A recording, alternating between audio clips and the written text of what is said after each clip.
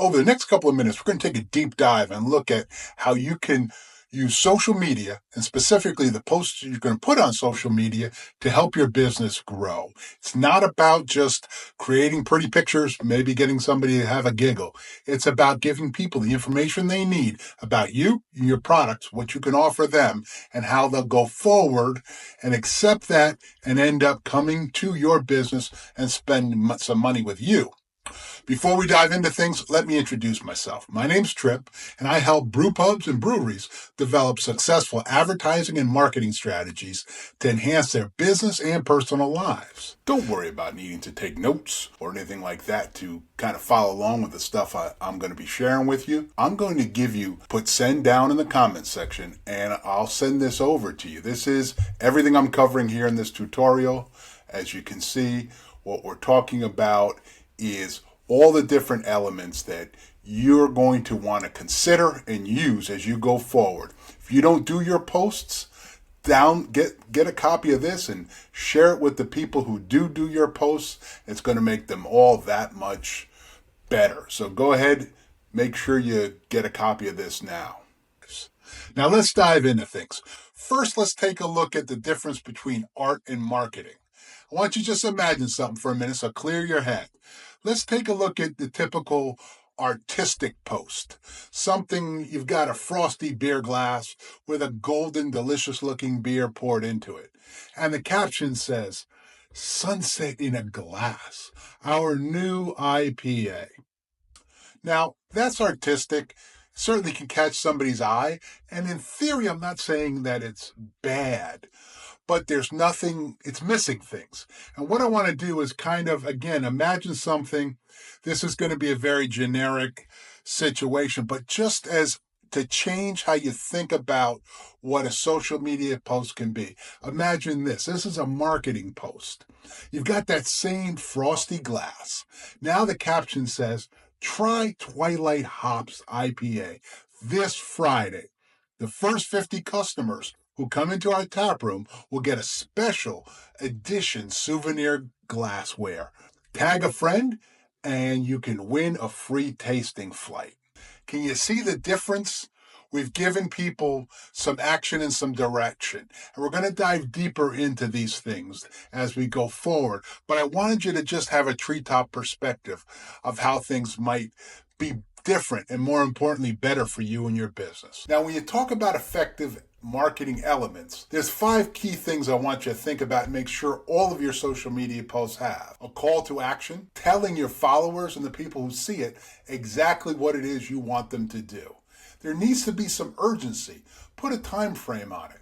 Using the example we just talked about, if I said, come on in, not this Friday, but come in anytime that you have the whim to do so, and you'll get a free glassware. That ruins the project. That ruins the post.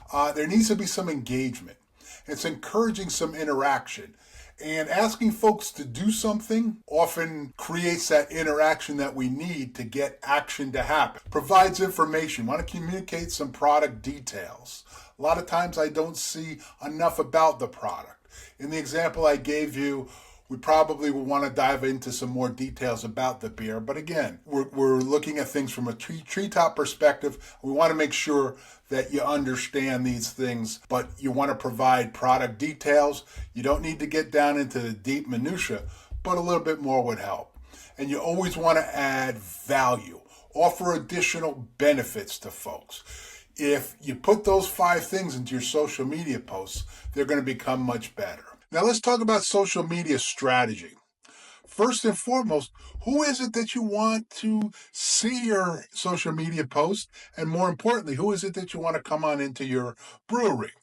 So you've got to know your audience. Now, I'm making this for breweries literally anywhere and everywhere across the world. So I can't give you this type of data, but you should have it or be able to access it. But let's talk about the U.S., because I've done some research in the marketplace. Now, as a craft brewer, if you're located in the U.S., it can vary obviously by location, but 24.7% of craft beer consumers are in the 25 to 34 year age. 22.8% of craft brew consumptions are 35 to 44. You're looking at about 50% fall into that 25 to 44 range. The rest would be on either side of that. So from a targeting standpoint, think about going for the millennials and your Gen Xers. If you do go after those folks, you're hitting a large hunk of the core market that you want to address. And you've got to have them in your mind when you're creating your post. Now let's talk about what platforms you might want to use. In your marketplace could be social media platforms that are more popular than others. But from a general standpoint, I think you'd want to look at Instagram. LinkedIn is not a bad place to go, but Instagram and Twitter. And I would say for that Gen X, particularly if you want to go above the younger part of it, look at Facebook. So right there, we're talking about upwards of 4 platforms. Now, I always say you don't need to be everywhere. You might want to whittle down those 4. Probably from a general standpoint, maybe LinkedIn would be the first one that I'd drop. 2, 3, at the most 4 should be able to handle you and your business and get your message across on social media. Question I get a lot of times is, how often should I make posts? I would aim for 2 to 3 posts per week, but make them excellent posts. You don't want to be like a pebble in a shoe for folks. You don't want them to constantly be going on their social media feed and there you are again. They see your face again. But of course, you need to be a level of frequency so that you do stay to some degree top of mind. Now, a rule of thumb to have, better to have less posts that are better versus the opposite. Now, when you're thinking about the posts, what kind of content mix might you want to do? You're going to want to skew this based on your brewery and certain specifics, of course, but some things you'll put in there showing some of the brewing process. And that's got to go above and beyond just seeing the bottles or cans on the assembly line process. Everybody's doing that. Get into the minutia and look at different ways to show the process. Highlight specific beers. You want to make sure that people understand what it is that you do well, where you specialize, but get into each individual beer. Kind of give each beer their moment in the sunshine, in the spotlight. You always want to share events. You want to share pre-event as well as information and hopefully video after the event. Because here's the thing. If they didn't come, you want to create a bit of a buyer's remorse. You want them to think, gosh, I wanted to go to their Oktoberfest, but I couldn't that weekend. But next year, you want to kind of plant that seed because you know what? In a year's time, you're doing that event again, that'll get pulled up in the back recesses of their mind. Another thing that's very important in your content mix, make sure you appeal to women. Recent survey, and I found this really interesting, 79% of craft beer drinkers who say they drink at least one craft beer a month are women. So there is an opportunity there. And too often when I look at a lot of craft breweries' media posts, they're not geared towards women. They have too much of a masculine angle. That's not bad occasionally. Certainly it can suit certain things properly, but please do not forget about the women and make sure that your marketing addresses their needs and wants as well. Let's talk about building community. You want to showcase any and all of your local connections. They can be large connections like you're doing an Oktoberfest with a local German restaurant. You guys will do a bunch of posts together and separately, right? But even some smaller things, like let's say there's a local hops, you're getting some hops from a local farmer. Make sure you highlight that. Folks want to learn that, and that builds a connection between you and that person. What makes social media different than a lot of different potential advertising and marketing outlets is the fact that the people who use it gain a connection. Why? Because their friends are there as well. You want to highlight any sustainability efforts. We're seeing through research that craft beer drinker the idea of you using sustainability efforts in the production of your beer, that's going to resonate positively with them. So lean into that. And you also want to explain your unique brewing processes. That can be, We're the only brewery in such and such county that has an open fermenting process. It can be real, specific along those lines, or it could be a situation where we're the only, we brew our beers Monday morning because we want to try and have had all the beer we have drunk over the weekend. Now that's, silly, but you get my point. Whatever you can do to hang a uniqueness onto how you brew your beer will resonate with the people who see it. Let's talk about some steps to increase beer sales. Now, here's a general rule, and sometimes I think people bristle at this idea. You do need to think about what you're spending to generate sales, because those things do obviously have they're tied together to a certain degree, right? A general rule of thumb, your brewery marketing budget should be between 3 and 6% of your gross sales revenue.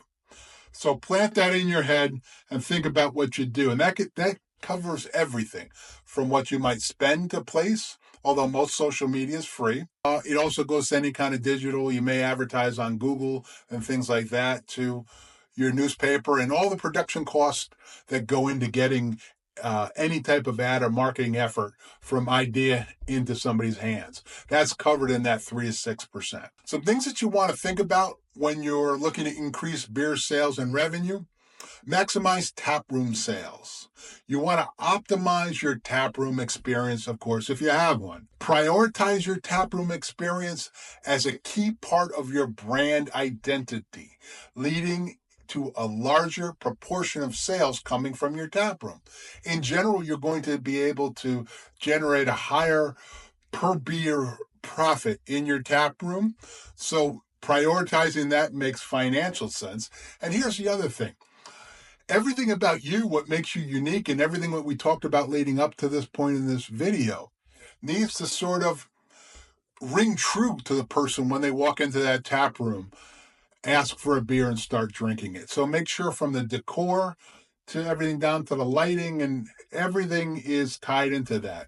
If you're a brewery in Chicago and you're leaning into the Windy City type of thing, you're going to have artwork and certain things about Chicago. You'll have the sports team and other things that make Chicago unique and special, i.e. pictures of the river at St. Patrick's Day that they turn green. Sticking with your tap room, you want to make sure you're offering unique in-house events. They can be large events, like we use an example of an Oktoberfest, and down to simple things like a 2-for-1 Tuesday.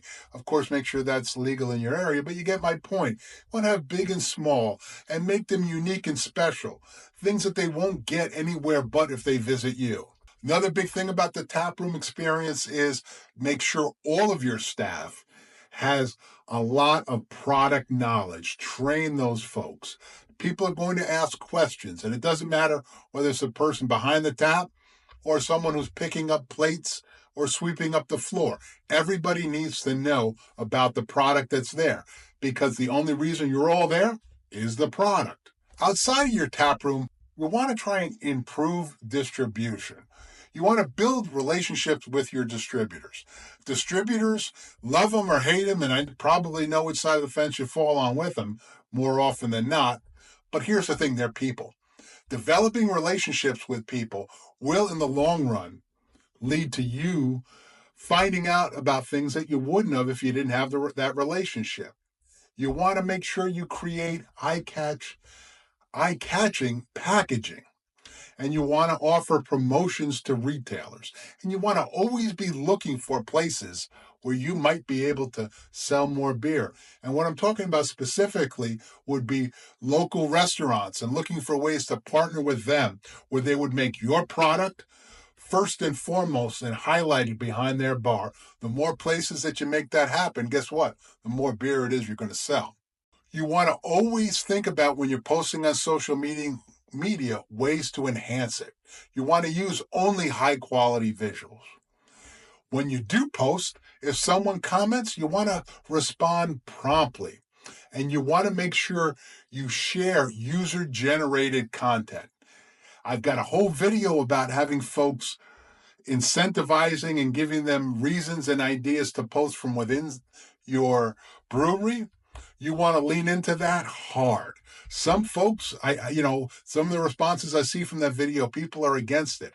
I'm telling you what, if you're against that, you're just against making a little bit more money, because it is a way to increase your awareness in your marketplace and get more folks to visit your tap room and or buy your product. I don't think there's anything wrong with leaning into that. Maybe I'm wrong. Always look for those collaboration elements. We talked about that before, but outside of restaurants, what other local businesses could you partner up with? Let's say there's a local dog pound. Partner up with them. Situations where you might brew a beer and, I don't know, 25% of every beer sold for, Save a Dog Brew is going to go back to the local pound to make sure they can build nicer and more comfortable kennels for the dogs. Guess what?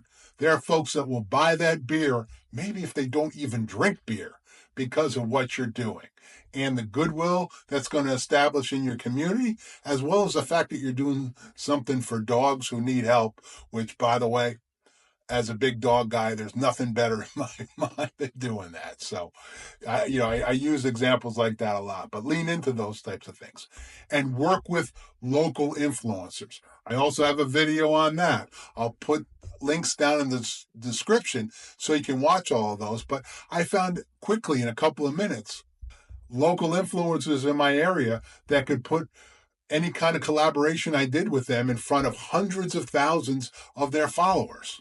That's powerful. Lean into that as well. Think and look for ways you can host joint events. My, community engagement video, link will be down below, goes into detail on that. But you want to find things that are complementary to your brand as well as your product and find ways to work together, make it a win-win. And the third win will be both of you will generate more revenue.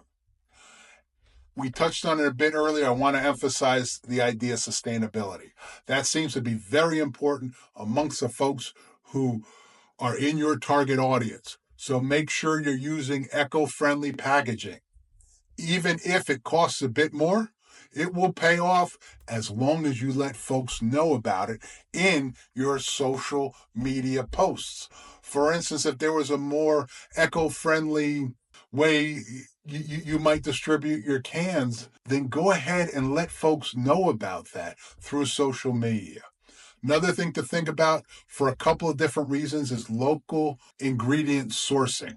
If there's folks in your area that you can get product sourcing from, let folks know in the social media. Again, you're creating a win-win. Folks in your community will see that you are an integral part to that whole community being able to sustain itself. Water conservation. Unfortunately, I think going into these next 10 to 15 years, it's going to be a problem that more and more folks are facing. Lean into that now. Be known for that now. Be ahead of the curve. We've touched on a ton of stuff here, and I want to kind of highlight some key takeaways. Number one, craft strategic marketing posts. 2 to 3 posts per week is enough. If you've got the wherewithal and the want to do more, but make sure the quality is always there in your posts. Number 2, know your target audience. Look at your marketplace. Look around your tap room or look around the people who are touring your brewery. Talk to people. Look at the data that your social media accounts have now. See who is following you now. You can get those demographics. Using that detail, number 3, make sure you choose the right platforms for your community and the people who should be coming and buying your products. Number 4, post consistently and make sure every post is tailored for engagement. Those 5 key points we talked about earlier. Number 5, mix things up. Mix up the content a bit. If it's the same thing over and over and over again, it becomes whitewashed in our minds through our eyes. Number 6, build community through social media.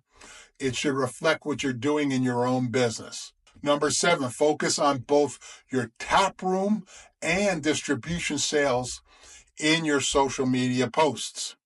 8, always look for collaboration opportunities that will be a win-win and will provide you with opportunities to strengthen your community and your business. And number 9, highlight sustainability efforts as well. So these are the things that I want to talk about. And right now, go ahead. I appreciate you watching this far into the video, but right now, go ahead and down there in the comments, let me know. How will you change your social media strategy based on some of these insights? And of course, if you've got questions, put them down there as well. I'll make sure I answer them. These are the ways you can improve things. Make sure you download the guide. It's free for you, and I look forward to hearing and seeing you guys thrive. Remember, I've got this available for you. Just put send down in the comments, and everything I've just talked about, I'll get that over to you ASAP. Thanks for following, and do me a favor. Do give me a follow and a like on this video. And cheers. Here's to your success.